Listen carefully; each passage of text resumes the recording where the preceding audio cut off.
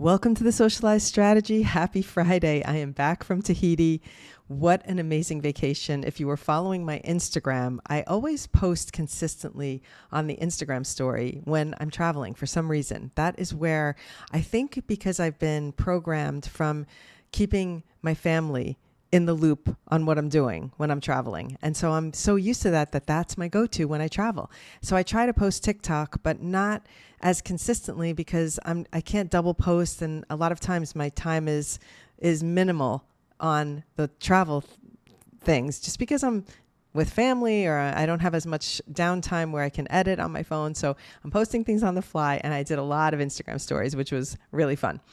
But I will be posting more content on my TikTok about the trip after the fact, because I have some content I want to edit. But let's get into today's topic, because one of last week's newsletters where I touched on formatting content and I tried to go into it a little bit, I had a lot of questions come out of that. And I thought, you know what, let me dedicate an entire newsletter to the topic and dive in a little deeper. And so we're going to cover things today, a few repeats just to kind of emphasize what I said prior, but we're going to really hit a lot more points today. So stick with me and let's roll. Before I dive in, I should say I have a workshop today at 10 a.m. So if you're listening to this in the morning and you didn't sign up for that workshop, it is an editing workshop, and I'm going to cover how to do videos where they're reaction videos, where you have something on the screen, you pause it, you react, you play it, you let it play a little more, then you pause it, and the different ways you can do that. So I did a tutorial I posted, and it wasn't really a tutorial about it. It just shows all the different things you can do. Put it behind you, put it on the screen with you, put it fully in front of you. And I'm going to do a whole workshop about that, because I do think a lot of people, no matter how much content I post about it, or no matter how many tutorials I show with overlays and different techniques, I always get this same question. So I'm going to dedicate an entire workshop to it. So if you have not signed up and you want to join, please do. And if you can't make it, there is going to be a link to receive the replay. So get your name in there. And now let's get into it. How to format content for social media. And what I'm always going to say about this is it's a wild ride, because I'm dealing with it in my production shoots when I'm doing work for clients where we have big cameras and I'm not even shooting with a phone. And we're figuring out how to format it, how to protect for the 9:16, for the 1:1, for the 16:9. And it's really become a thing. And quite honestly, my TikTok expertise has come into play so hardcore on my production life now that I'm the expert in the room when it comes to the formatting topic. And so a lot of times I'm teaching my DP things about what I'm looking for a client, or the client's requesting something and sometimes the account team doesn't even know how to achieve it. So it's been really, really helpful for me to have embraced social media the way I did during the pandemic. It really changed the game for my career. So I'm pretty excited about that. And if you think that social media you're not making money, or you're doing it and you feel like it's a waste of time, I guarantee you there is something down the road for you in it, because there's a reason for all of this. I truly, truly believe that. So let's get into formatting. You might post something only to see after the fact that, I have black around the sides or around the whole video. It's not filling the phone screen, or your text is too high, or it's not visible because of the caption. Lots of these problems can be easily avoided by keeping a few things in mind. So I want to start with what I use as a strategy, which is how to decide how you want to format your content. And your decision is depending on you and where you like to post first, what is most important for you in terms of posting. Which platform do you choose and you lean on? So if you lean on Facebook more versus Instagram or TikTok more, or if you lean on YouTube more, there's going to be different ways to approach it depending on where you are prioritizing. That needs to drive the boat in terms of what you're going to do for your filming, at least in my opinion. So for example, if TikTok or Instagram or even Facebook Reels or YouTube Shorts are your first priority, you're going to want to make sure your content is formatted vertically for the vertical phone screen. And you probably want to shoot in that format. And I'm going to get into a little later, well, what if you want to use that same content on YouTube? We're going to talk about it. But you can, if you shoot in vertical format, you have it set for all the platforms that require a phone to view.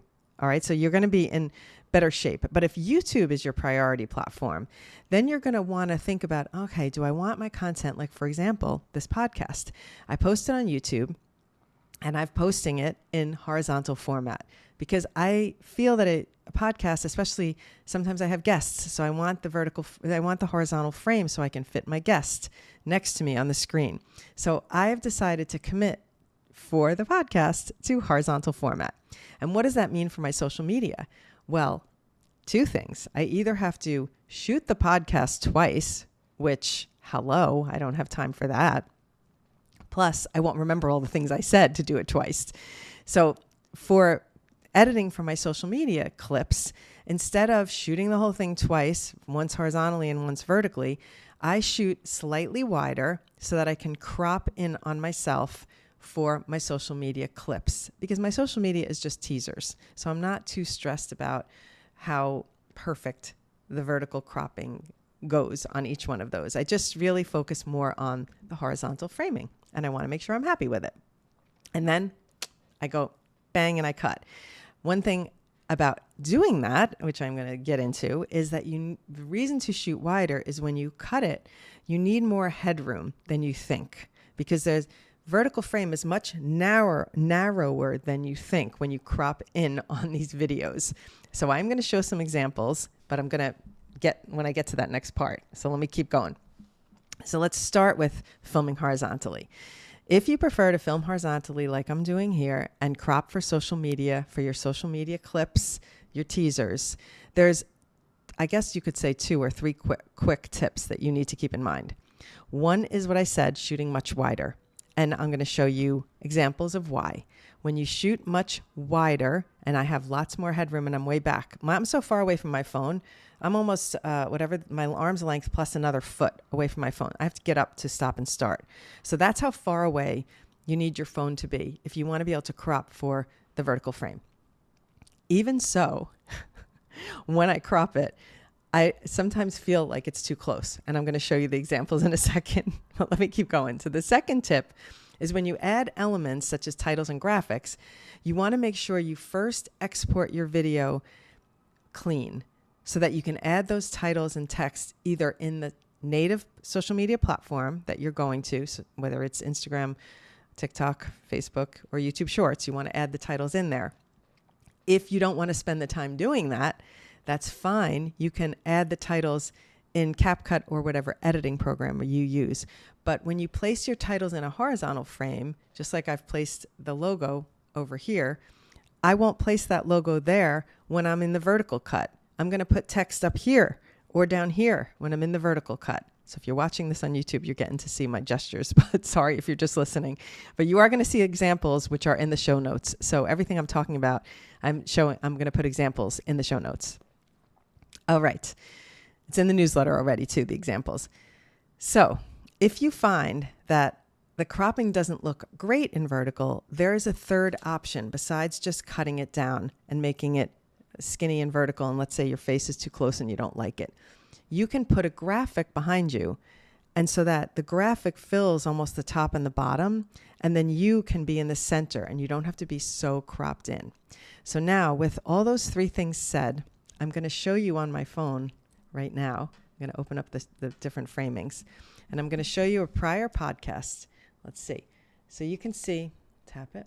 You can see what I have framed here, which is a horizontal frame. I have a logo in the bottom left, and I'm kind of far back from my phone just as I appear here on screen for you now. So I'm kind of far away. Now when I crop it, there's 2 ways to do it. If I crop it all the way in, I'm very close, and you can see my shoulders got cut off. So even though I kept the phone way back, it still cropped my shoulders pretty much off. So an alternate version, let me swipe again, is to put a graphic behind, and now I can keep my shoulders in because I don't have to crop in quite so far. So there are ways around when you're cropping a horizontal to create a vertical. There are ways around having to go in too far, where suddenly you're on a close-up of your face and you're like, oh my God, I can see every pore on my skin. I don't want to be that tight. there's options for you to be a little further back. Obviously, you could post your horizontal video on your social media platforms, but it's not usually going to get the same engagement. So I don't recommend doing that just yet. I know TikTok's trying to be more, I guess, horizontal in their formats, but it doesn't really work yet. It's not really getting the engagement they say it's going to get. So consider the 3 options for when you have a vertical frame. The other thing is if you're shooting something where you have 2 people, if you're doing a podcast where you have 2 people and you have to put that vertically, a lot of people are stacking. They have their podcast guest on top or bottom below them, so they edit and they stack them. I actually recommend just cutting back and forth versus going through the trouble to stack. You can just cut from one person to the next, so you're not doing all that. But you can do whatever time you have when you're editing. All right, so that's food for thought on getting your horizontal content into the vertical format.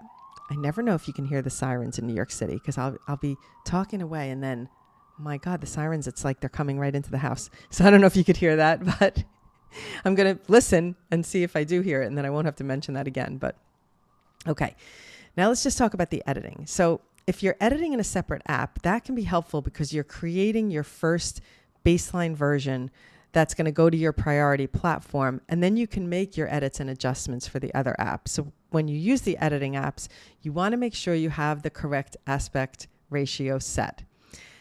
What does that mean? I'm going to really explain this in detail, so stick with me because I know a lot of people are going to be mind blown when I share this one hot tip on how to make sure this works. Okay. When you add a video to CapCut, it automatically grabs the framing of how it was shot. So if I'm going to edit this podcast right now, which is in horizontal format, and I add the podcast to CapCut, it creates immediately a 16:9 horizontal frame. Great. I do all my edits.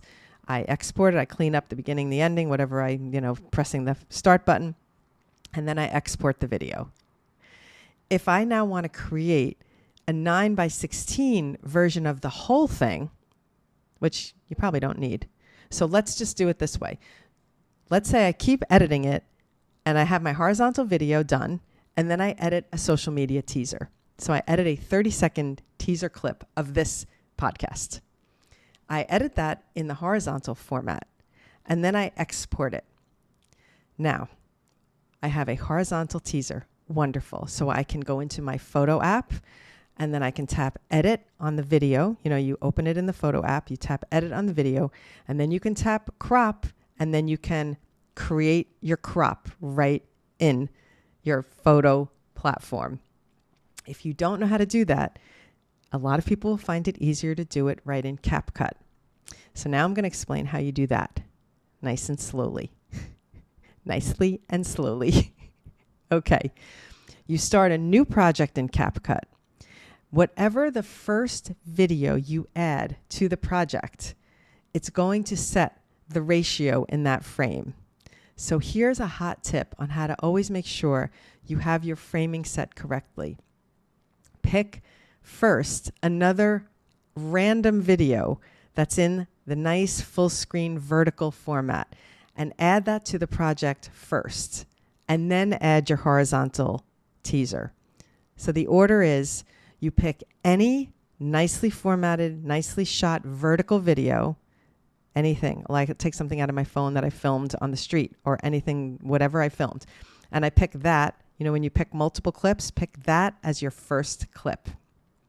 Then your second clip is your horizontal video, because CapCut will recognize the format on the first video or photo you add, and it will set that framing for the whole video. So if you pick, for example, a photo that's not shot full frame, you know how photos in your phone are a little bit, unless you have your phone set to take pictures full screen, it's a little bit cropped. Or if you add a horizontal video first, it's going to automatically put you back in horizontal form, and that's never going to get you to the vertical export that you're looking for. So hopefully you followed me on this. When you start a CapCut project, first thing you do is add a vertical video. And then number one, that you pick that one first. Then you pick second your horizontal video. Then you open up the project and you just simply delete the first video. Tap on it and delete it. And now you have that horizontal video, but it's in a vertical box. So you can tap it and use 2 fingers and increase it so it fills the vertical frame. I know this is so visual that I'm going to make a tutorial about it. So tutorial for CapCut, full screen. And hopefully I can get a tutorial posted because this is important. And I think so many people need to know this, because how many times am I watching videos on TikTok and you could tell the person edited in CapCut because at the end it has the little CapCut logo that zigzags up. And I'm like, oh, they edited in CapCut, but they weren't even formatted for the full vertical. Like there's black at the top and the bottom, or there's black around the sides. So to guarantee that your CapCut project is formatted correctly, just add first in the project any vertical video you have in your phone that's full screen. And that will set the tone for the project. It's a quick cheat on how to get your right aspect ratio, because I don't think in CapCut, at least I haven't found a button where I can set it before I start the project on every project. You'd always have to go to the settings, and I don't feel like going to the settings every single time. So that's the cheat code for how to make sure that your CapCut videos are formatted correctly. And I promise you there's a tutorial coming about this, because I know people need it. And it's like one of those poof, when you have like a mind explosion when you learn something. It's one of those like secret, like call it the Easter eggs I put in some of my tutorials. All right, so that's that. Now we're talking about adding titles and graphics. When you're going to add titles and graphics, as I said before, it's always helpful to add it in the app you're posting in, because the algorithm likes it. However, do I do that? Not all the time, because it's time consuming to do it. Here I have to do it for TikTok. Then I got to add the titles again for Instagram. Then I got to add the titles and the graphics again for YouTube Shorts. I mean, sometimes time is of the essence, and I just need to get it out on all the platforms. That's more important than worrying about the algorithm or what it likes. So you really have to decide how important it is and how much time you have, because otherwise you can simply do a lot of the text and titles and things in CapCut before you export. Then your video is ready and it's just boom, boom, boom, just farm it out. So I'm going to leave that to you. It's one of those things where it's personal choice, personal time, and dedication. But here's another hot tip.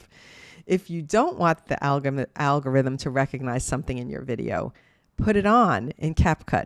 So here's a perfect example. Almost always now at the end of my tutorials, I put my website up there. But I always questioned, do you think that TikTok will recognize that I'm putting a .com and trying to steer people to another platform, meaning my website? And so therefore, I purposely put the website on every time in CapCut so that the algorithm doesn't know it's there. It's just part of the exported video. So now I'll say the words legally or illegally. If you're looking to hide something from the TikTok algorithm, from the Instagram algorithm, from the YouTube Shorts algorithm, put it on the video before you export it so that it's embedded on the screen and the algorithm isn't recognizing it as added text. Well, I hope that was clear. We're sharing a lot of secret tips here today, so hope you enjoy it. I wonder if you know some of these, or if some people have figured these out, because this is just me playing around as I went, and I realized that sometimes using the word podcast on a on a TikTok video or on Instagram video suppresses it. Yesterday, I posted a YouTube tutorial because it's something I learned that I wanted to share about YouTube. It barely got any engagement because I didn't even try and hide it. I said the word YouTube in the video multiple times. Clearly, the algorithm was picking up my audio and my captions. So, of course, it knew that it was about YouTube. So, of course, it didn't get shared because it's not about TikTok. I get it. But often I want to share the things anyway, and I don't want to waste my time trying to. But often I want to, hold on. But often I want to share things anyway, and I don't want to be worried about if I'm hiding something from the algorithm or not. I just, like on a wing and a prayer, I just need to get it out there. So that's second little hot take on what you can think about when you're trying to put your titles on there. And the last thing, I went into way more detail on the previous episode, so I'm not going to beat it to death right now on this episode. But as I said, make sure your text is in the center square. Make sure it's not too high, it's not too low, it's not off to the side too far. It seems like when you post on some of these apps, it increases the size of things. And so the text, it looks like one size and then it gets bigger when it gets posted. So hey, always on the side of safety. Make it a little smaller, keep it a little lower or a little higher, keep in from the bottom, and make sure you're covered in that department. Okay, on to the questions. I had a few that I thought were relevant to this episode, so I'm dragging them in here.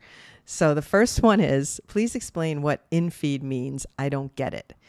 So I tried to really show this well last time, but sometimes it's just hard to understand.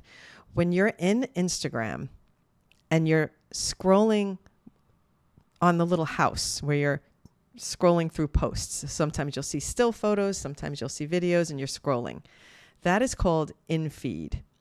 If you're scrolling and you get to a video and it's a reel, and you say, oh, I want to see, there's some things missing. I can't see all of it from the top or the bottom. So you tap on it and it gets full screen on your phone and it fills the top and the bottom. That's being in Reels. So now you're in the Reels feed versus being in feed on the, I guess you would say, the Instagram regular feed. So now you're in the Reels platform versus the in feed where you're just scrolling through and things and you haven't tapped in. I love to use that term, tap in. When you tap into a reel, it takes you in where it's sized like TikTok, where it's big, full screen. But when you're just scrolling through and it's in feed and it's not fully in reels being viewed, that's what the difference is. Oh my gosh. Another tutorial I need to do. In feed versus in reels. Okay. I'm going to do one about that. That's important. All right, now the next question. If I post longer format vertical videos on YouTube, is that bad? And I'm going to tell you that because I lean most on tutorials for TikTok and Instagram, I don't shoot them in horizontal format to post on YouTube. I'm just like, whatever, I'm posting them on YouTube. Even if sometimes they're an 8-minute video, it's an 8-minute vertical video on my YouTube. And trust me when I tell you, people still watch it because if they want the information, they don't care. They'll look worried about the sides are black or don't have anything on it when they're looking at it, or maybe they're looking at it on their phone so they're seeing it bigger anyway instead of their laptop. I would honestly say I don't really think it hurts you, but again, if I was only a YouTuber, I would be shooting in horizontal format even for the tutorials. So it's only because I'm putting it there as another place for my content to live. So it's not bad. Bad is the bad word. I hate that word. Nothing is bad. It's just a personal choice. Okay? It's really a matter of, is it important to you to have your YouTube videos look very YouTube-y and horizontal, or is it more important for you to be quicker able to get your content out there and not have to do it twice or worry about formatting in that way? And then the last question for today, I do my editing in TikTok. Is it okay to just save and share on other platforms? And to this I say, yes, absolutely. If you like to edit in TikTok, that's where you're comfortable and you feel good because the music's there and whatever, and you have the save button and you can save it, hell yeah, I don't mind at all. Just post it on other platforms. You will notice that on Instagram, if it has music on it, Instagram will put you in the music category. It'll find the music and it'll put you in that music bucket. But if you post on YouTube, I'm not sure how Facebook works, but if you post on YouTube, you could get muted because you use the music without adding it in YouTube. So in that case, when you make the video in TikTok, if there is your voice on it and music, it's going to cause you problems on YouTube. And so I don't know if I'd recommend that. If it's just music on the video, then you could always add the music back in YouTube. But if it's music and your voice, you are going to have a problem. So what I recommend there is save the video before you add the music in TikTok. Like do a clean edit. If it's a speaking video, do the clean edit, save it, and then add the music. So it's a matter of the order that you work. My goodness, we covered a lot today. That was fun. I think you could be the judge of that. If it was fun, leave me a nice review. That would be so nice. And I will be sharing tutorials on some of the things that I talked about here. So if you're panicked and you don't understand some of the things that I said about the CapCut project thing or the in-feed and in-reels, I will be doing proper tutorials and sharing those soon. And then, of course, I will link them in the newsletter. Thank you so much for being here with me. I'm happy to be back, even though Tahiti was phenomenal. And I say, wow, stunning. The the water, the fish, the life is underwater is so much more than a lot of the places in the Caribbean, which have become so commercialized. So it's beautiful. But it's always great to come home. I love the Big Apple. I love New York City, and I'm happy to be back. And I also get energized again for work. I have lots of projects coming up, and I'm really excited about them. So that's it for today. You guys have a wonderful weekend. I don't even believe it's the weekend already, because I feel like I came back and I was so hard into work that it's like, wow, the week passed and I'm already at the weekend. So I'm happy. But enjoy your weekend, and I'll see you Tuesday. Thanks for being here, as always.